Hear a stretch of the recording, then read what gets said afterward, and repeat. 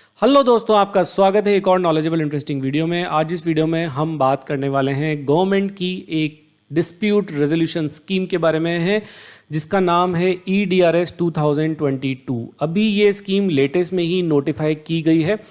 अगर आपका कोई इनकम टैक्स का डिस्प्यूट पेंडिंग है जिस पे आपने अपील फाइल की हुई है और आप चाहते हैं कि आपको कुछ ना कुछ बेनिफिट उसमें मिल जाए, या तो पेनल्टी वेव हो जाए या और कुछ रिलैक्सेशन आपको मिल जाए, तो हो सकता है दोस्तों कि ये वीडियो आपके लिए है। कहीं ना कहीं ये स्कीम आपको बेनिफिट दे सकती है अगर आप समय अनुसार जो मैं आपको प्रोसेस बताने वाला हूँ वो प्रोसेस आप कंप्लीट कर लेते हैं। इसका एक फॉर्म नोटिफाई किया गया है, आप वो फॉर्म फाइल कर देते हैं तो आपको इस स्कीम का बेनिफिट मिल सकता है। आइए देखते हैं इस स्कीम के बारे में और क्या क्या डिटेल्स हैं। गवर्नमेंट ने EDRS स्कीम जो है वो नोटिफाई कर दी है।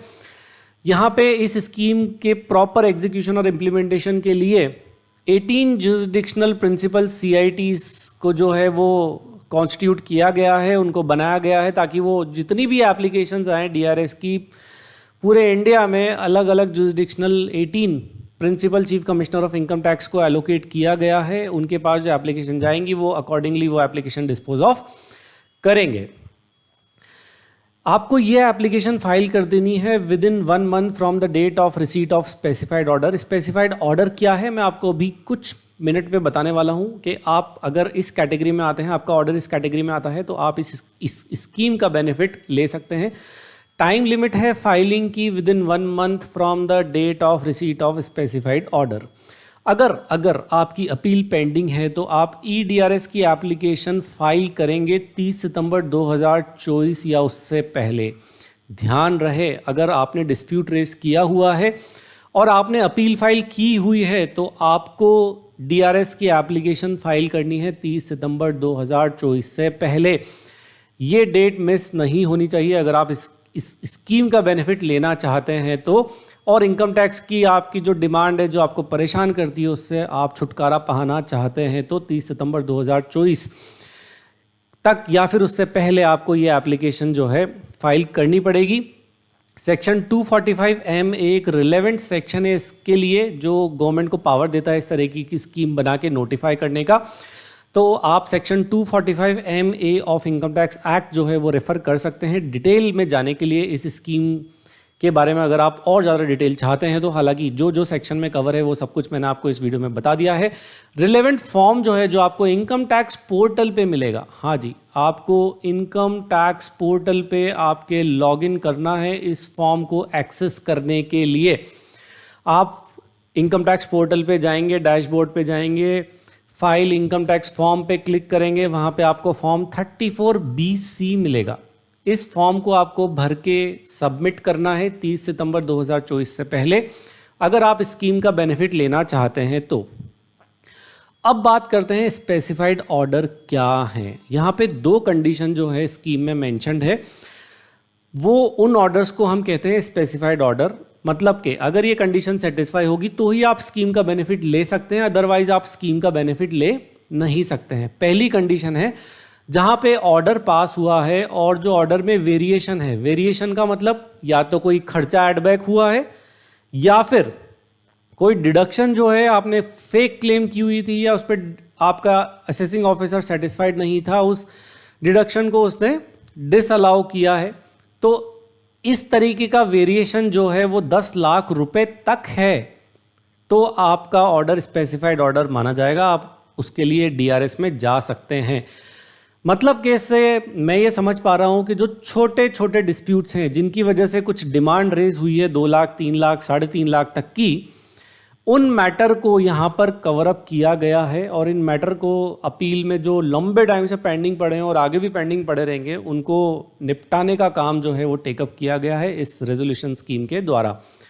तो यहाँ पे उस ऑर्डर के लिए आप DRS में जा सकते हैं जहाँ पर वेरिएशन जो है वो 10 लाख रुपए तक का है। नेक्स्ट कंडीशन है स्पेसिफाइड ऑर्डर की, जहाँ पर रिटर्न्ड इनकम उस पर्टिकुलर असेसमेंट ईयर की 50 लाख से ज़्यादा की नहीं है। रिटर्न्ड इनकम मतलब जो ITR में आपने इनकम दिखलाई है। हाँ जी, वेरिएशन अलग है सर, वेरिएशन तो 10 लाख रुपए तक का है जिस पे झगड़ा अराइज हुआ है और जो रिटर्न इनकम है वो 50 लाख रुपए तक ही होनी चाहिए इनकम टैक्स रिटर्न में। मतलब यहाँ पर ये स्कीम जो है उन्हीं टैक्स पेयर के लिए है जिनकी सालाना इनकम उस पर्टिकुलर असेसमेंट ईयर की 50 लाख रुपए तक है।